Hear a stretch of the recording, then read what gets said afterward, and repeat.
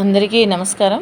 మనం వాక్యాలకు సంబంధించిన దాంట్లో మరికొన్ని రకాల గురించి తెలుసుకుందాం. క్రియా సహిత వాక్యాలు, క్రియారహిత వాక్యాలు, దాంట్లో అవి కాకుండా సామాన్య వాక్యం, సంశిష్ట వాక్యం, సంయుక్త వాక్యం, మళ్ళీ సంయుక్త వాక్యంలో ఉన్నటువంటి రకాల గురించి తెలుసుకుందాం. మొట్టమొదటిది క్రియాసహిత వాక్యం. పేరులోనే కనబడుతుంది మనకు. వాక్యంలో క్రియ ఉన్నట్లయితే దాన్ని మనం క్రియాసహిత వాక్యం అంటారు. దీన్ని మరొక పేరు క్రియాఖ్యానం అని కూడా పిలుస్తాం. ఉదాహరణకి, అతడు వెళ్ళుచున్నాడు, రాధ తింటున్నది. చూడండి, వెళ్ళుచున్నాడు, తింటున్నది, రెండు వాక్యాలలో కూడా మనకు క్రియ కనబడుతుంది. తర్వాతది క్రియారహిత వాక్యం. క్రియారహిత అంటే క్రియ లేనటువంటి వాక్యాలు, వీటిని మనం క్రియారహిత వాక్యాలు అంటాం. నామాఖ్యానం అని కూడా అంటారు దీన్ని. ఉదాహరణకి, అతడు సురేష్. దీంట్లో చూడండి, అక్కడ వాక్యం పూర్తయింది, క్రియ లేకుండానే పూర్తయింది. కాబట్టి ఇది క్రియారహిత వాక్యానికి ఉదాహరణ. అతడు అనేది ఉద్దేశం, సురేష్ అనేది విధేయం. ఇలా మొదటి పదమేమో ఉద్దేశాన్ని, తర్వాత పదము విధేయంను తెలియజేస్తుంది క్రియారహిత వాక్యాలలో. ఈ ఉద్దేశాన్ని మనం కర్త అని కూడా పిలవచ్చు, విధేయంను ఆఖ్యాతం అని కూడా చెప్పవచ్చు. తర్వాత సామాన్య వాక్యం. సామాన్య వాక్యం యొక్క నిర్వచనాన్ని చూసినట్లయితే, కేవలం ఒకే ఒక సమాపక క్రియతో అంతమయ్యే వాక్యాలని సామాన్య వాక్యాలు అంటారు. మనం మాట్లాడుతున్నటువంటి లేదా చెప్తున్నటువంటి వాక్యాల్లో ఒకే ఒక సమాపక క్రియ ఉంటుంది, అది గమనించాలి. ఉదాహరణ గమనిస్తే, సీత గుడికి వెళ్ళింది, రాము బడికి వెళ్ళాడు, సునీత పాట పాడుతుంది, రమణ ఆడుతున్నాడు. చూడండి, ప్రతి ఒక్క వాక్యంలో కూడా ఒకే ఒక క్రియ కనబడుతుంది మనకి, ఒకే ఒక సమాపక క్రియ కనబడుతుంది అది కూడా. కాబట్టి ఇది సామాన్య వాక్యం. తర్వాత సంశిష్ట వాక్యం. దీనికి నిర్వచనం, ఒకటి కానీ అంతకంటే ఎక్కువ అసమాపక క్రియలు కలిగి చివరకు సమాపక క్రియతో అంతమయ్యే వాక్యాలని మనం సంశిష్ట వాక్యాలు అంటాం. అంటే ఒకటి మాత్రమే సమాపక క్రియ ఉంటుంది, అది చివరకు ఉంటుంది. దానికంటే ముందు ఒకటి ఉండొచ్చు, అంతకంటే ఎక్కువ కూడా మనకి అసమాపక క్రియలు అనేవి కనిపిస్తాయి. ఉదాహరణకి, కృష్ణ మార్కెట్కి వెళ్ళి కూరగాయలు తీసుకొని ఇంటికి వెళ్ళాను.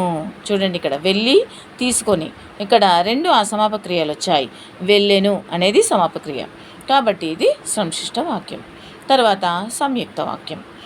సమాన ప్రాధాన్యత కలిగిన వాక్యాలు ఒకే వాక్యంగా ఏర్పరచడం. సమాన ప్రాధాన్యత ఉంటాయి చూడండి, అటువంటి సమాన ప్రాధాన్యత కలిగినటువంటి వేరువేరు వాక్యాలను మనం ఒకే వాక్యంగా కనుక మార్చినట్లయితే దాన్ని మనం సంయుక్త వాక్యంగా చెప్తాం. ఉదాహరణకి, రాజు బడికి వెళ్ళాడు, వెంకట్ బడికి వెళ్ళాడు. ఈ రెండు సమాన ప్రాధాన్యత కలిగిన వాక్యాలు. రెండింటిని కలిపి ఎలా రాస్తామో చూడండి.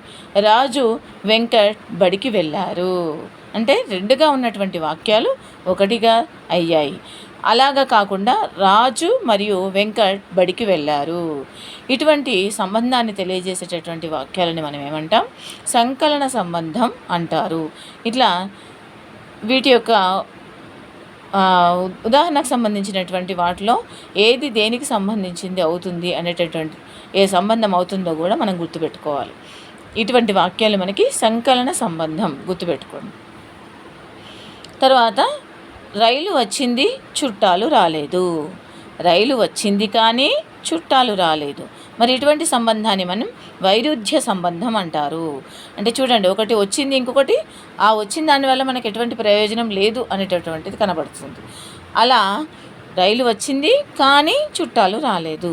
కాబట్టి ఈ రెండు వాక్యాల మధ్య సంబంధం అనేది ఎలా ఉందో మనం చూసుకుంటే వైరుధ్య సంబంధం కనబడుతుంది. కాబట్టి ఇది వైరుధ్య సంబంధం అంటారు ఇటువంటి సంబంధాన్ని. తర్వాత మరొక వాక్యం, వర్షాలు బాగా కురిశాయి, పంటలు పండాయి. మరి దీన్ని సంయుక్త వాక్యంగా రాస్తే, వర్షాలు బాగా కురిశాయి కాబట్టి పంటలు పండాయి.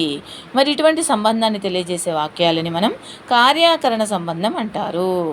చూడండి, అంటే కురిశాయి కాబట్టి పంటలు పండాయి అంటే రెండవ వాక్యానికి ఫలితం మొదటి వాక్యం మీద ఆధారపడి ఉంది.